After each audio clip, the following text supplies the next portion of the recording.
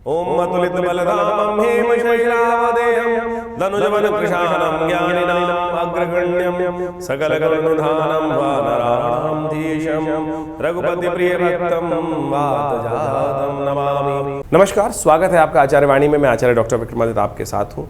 और वृषभ राशि वालों के लिए ग्रहों का नक्षत्र का योग किस प्रकार का बनेगा नवंबर के मध्यकाल में, वो आपको समझना चाहिए।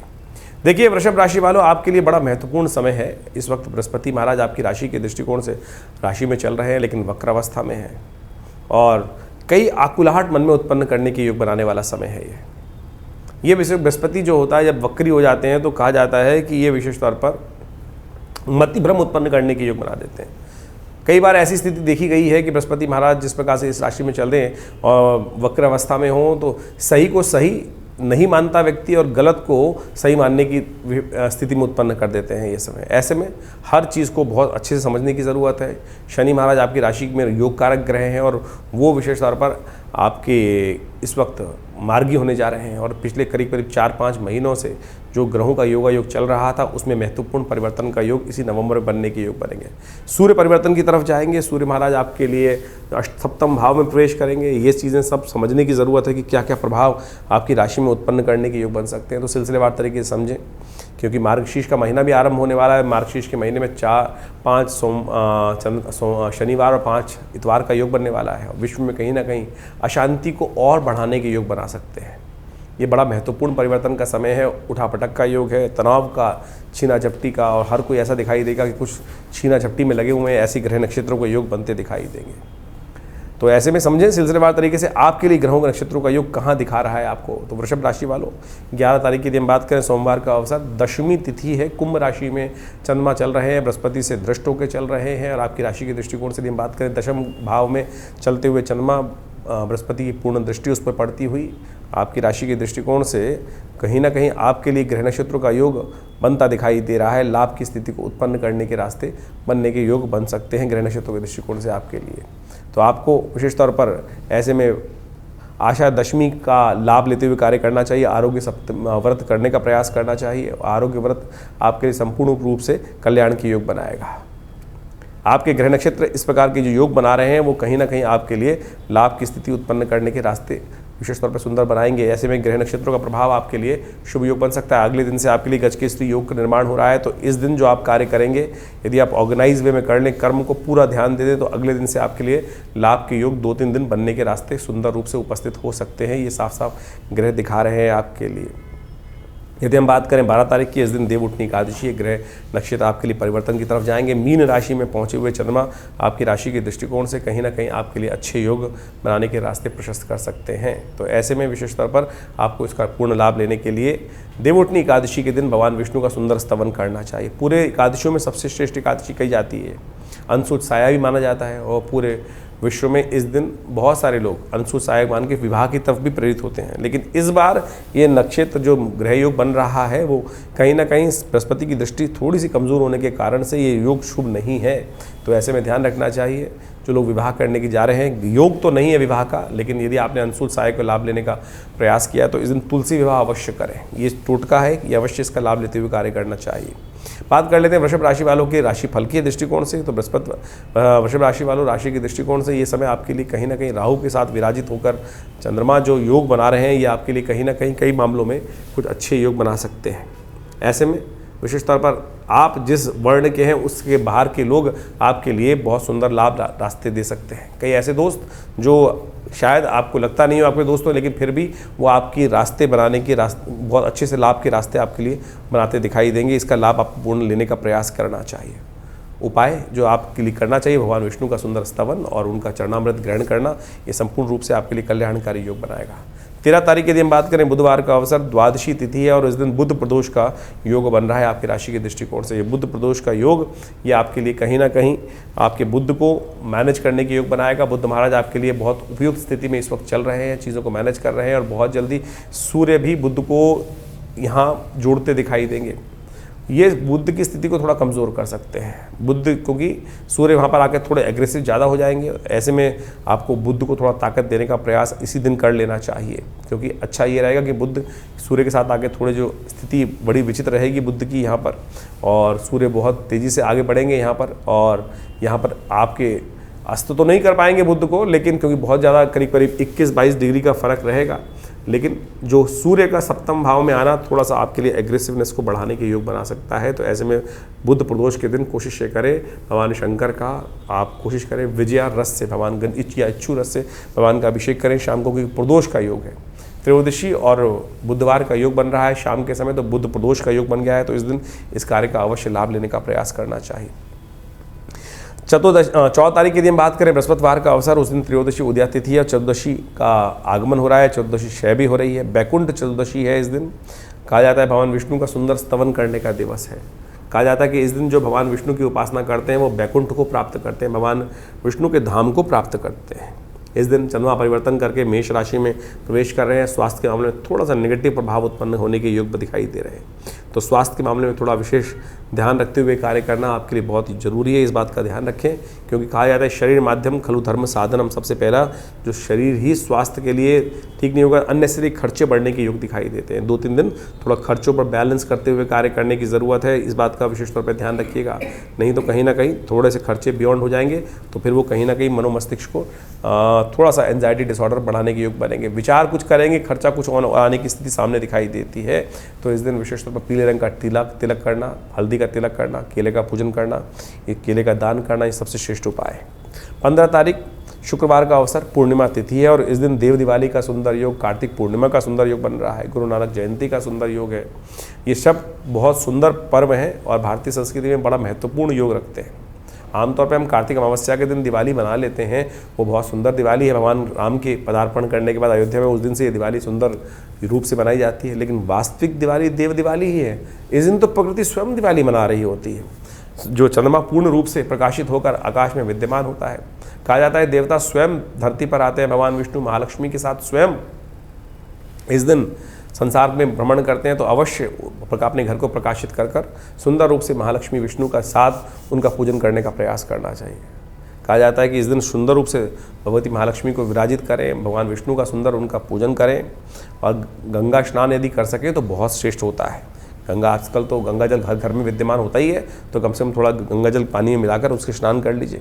शनि परिवर्तन की तरफ जा रहे हैं, तो वृषभ राशि वालों शनि परिवर्तन का जो योग बनाएंगे, शनि मार्गी होंगे, और शनि आपके इस वक्त दशम भाव में, राज्य वाले भाव में चल रहे हैं, और पिछले करीब 4 महीनों से वक्री चल रहे थे, अब पदार्पण कर रहे हैं, मार्गी हो रहे हैं, बहुत तेज गति से आगे की तरफ चलेंगे, और ये आपके लिए 4-5 महीने, मार्च 29 तक ये बहुत विशेष दिन रहेंगे।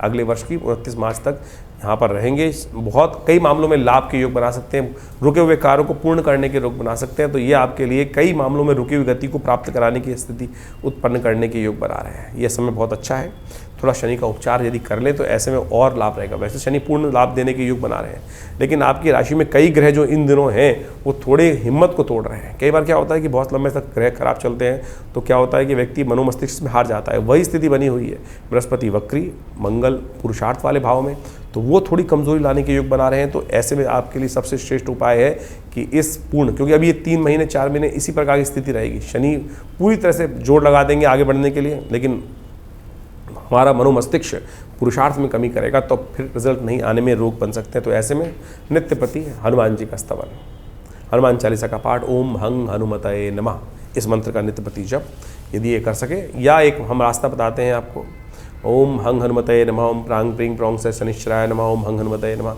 इसको यदि उपयोग करते हुए कर लें तो शनि भी अनुकूल हो जाएंगे, और हनुमान जी तो गुरुदेव स्वयं है ही हैं, तो बृहस्पति को ठीक करने का रास्ता स्वयं बन जाएगा। तो ये विशेष तौर पर वृषभ राशि वालों ये उपाय कर लो, ये 5 महीने में चमत्कार प्राप्त होने के रास्ते, सुंदर बनने के योग बनते दिखाई दे रहे हैं, तो इसको करना आपको अवश्य चाहिए उपाय के तौर पर।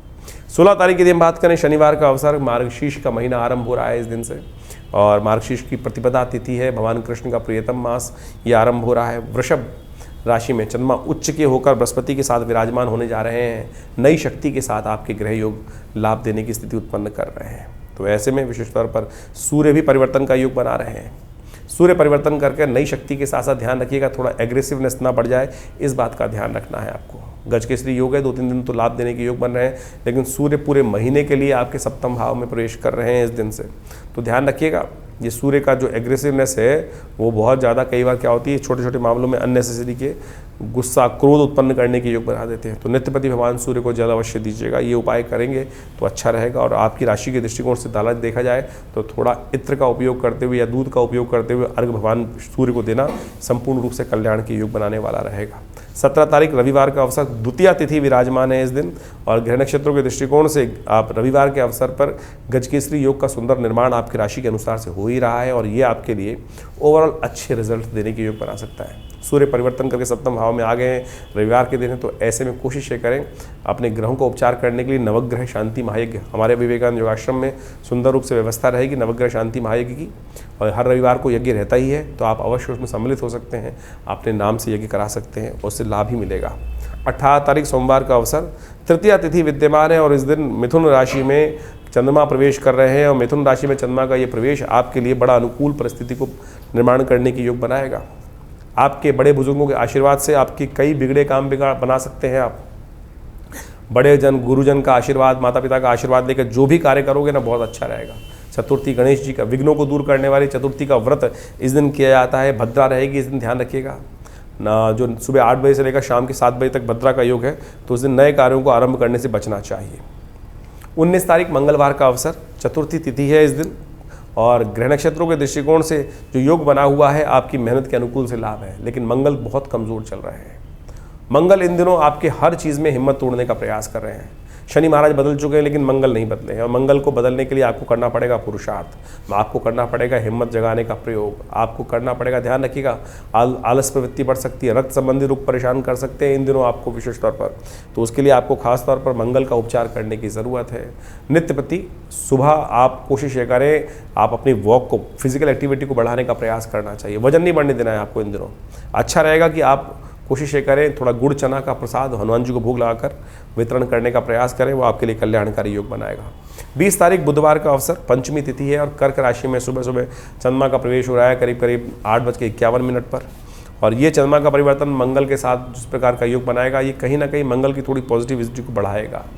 मंगल नेगेटिव है, लेकिन चंद्रमा वहाँ पे स्वग्रही होकर बैठ जाएंगे, तो ऐसे में भगवान शिव की नित्य प्रति यदि उपासना करें आप, तो आपके लिए अच्छा रहेगा। मंगल को जो नेगेटिव प्रभाव है, शनि बदल चुके हैं, मंगल को थोड़ी 2 दिन के लिए तो शक्ति अवश्य मिल रही है, तो भगवान शिव की सुंदर आराधना करके आप लाभ ले सकते हैं। तो इस प्रकार से ग्रह नक्षत्रों का प्रभाव तो आपने समझा ही।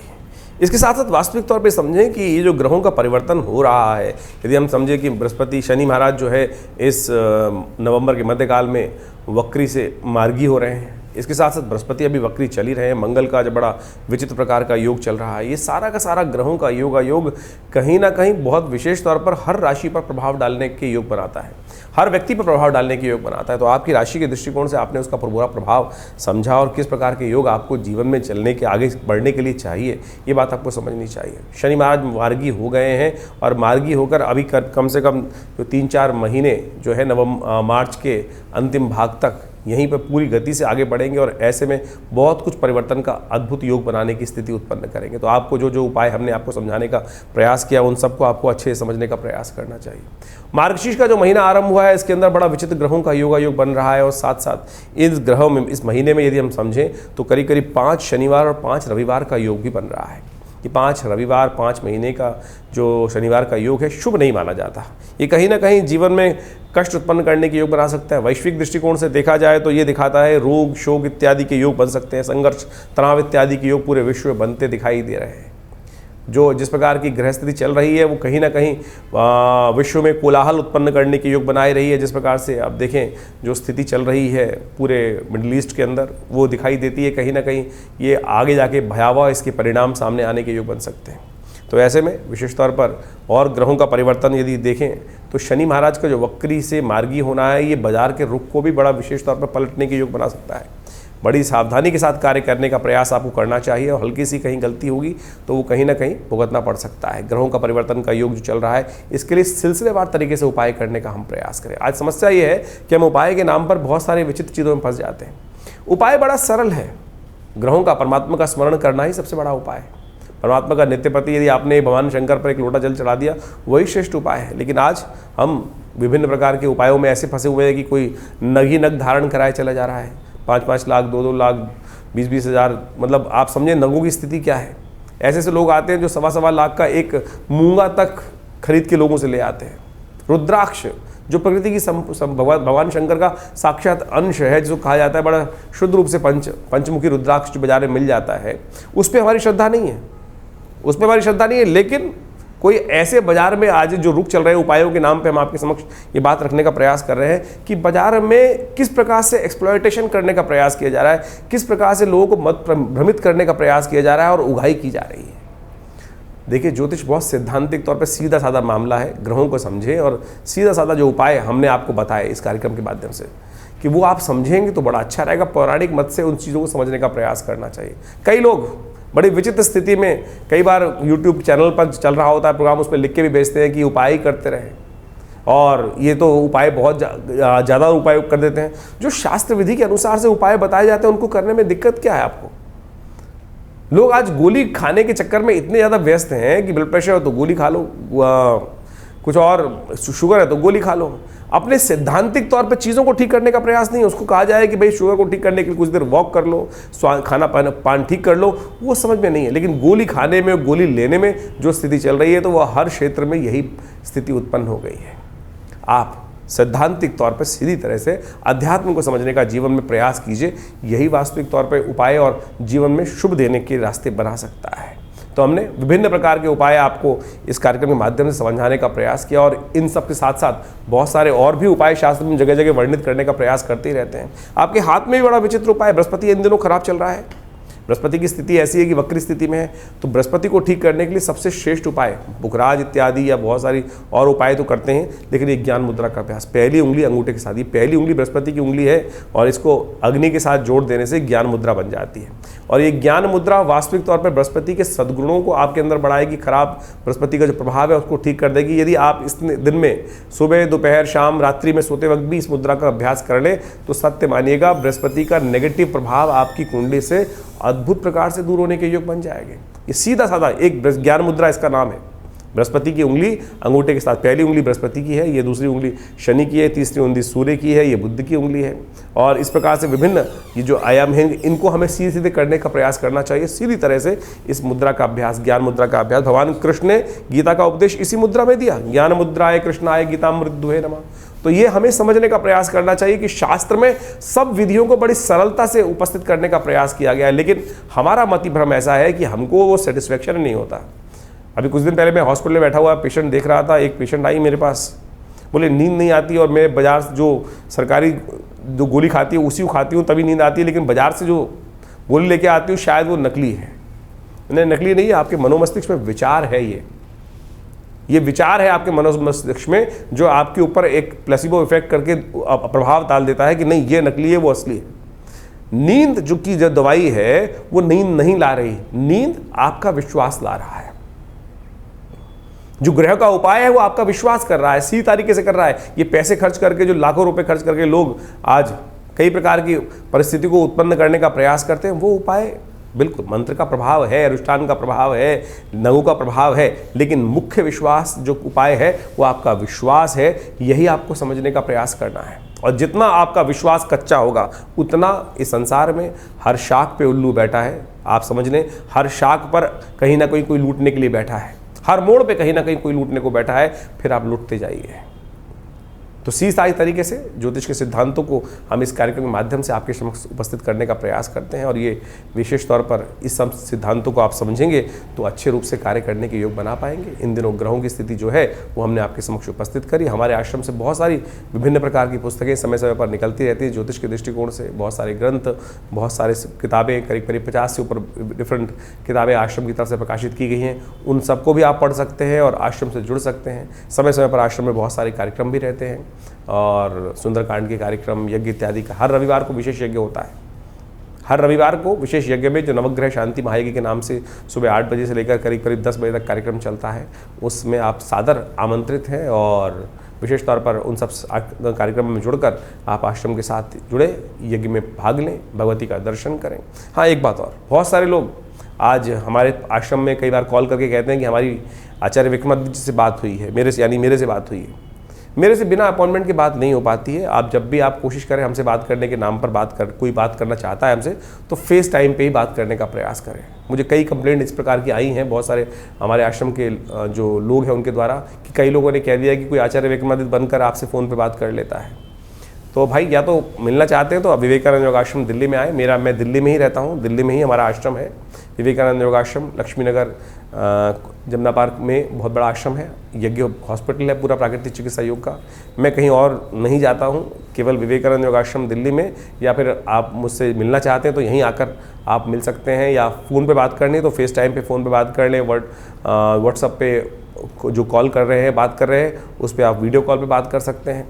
लेकिन अगर कोई आपको ये कहता है कि मैं आचार्य विक्रमादित्य बोलकर आपसे बात कर रहा है, कोई पैसे लेना चाहता है, तो वो गलत है। तो इस बात को आप ठीक करते हुए, समझते हुए कार्य करेंगे तो अच्छा रहेगा। हमने आपके लिए ये सूचनार्थ इस कार्यक्रम में विषय डाला है, तो इस बात से आप अच्छे से समझ लीजिए, क्योंकि इस समाज में बहुत सारे लोग हैं कि जो नाम खराब करने की स्थिति उत्पन्न करते हैं। तो आप आशा करते हैं आप सरलता से सब चीज़ों को समझते हुए कार्य करेंगे तो अच्छा रहेगा। धन्यवाद, नमस्कार।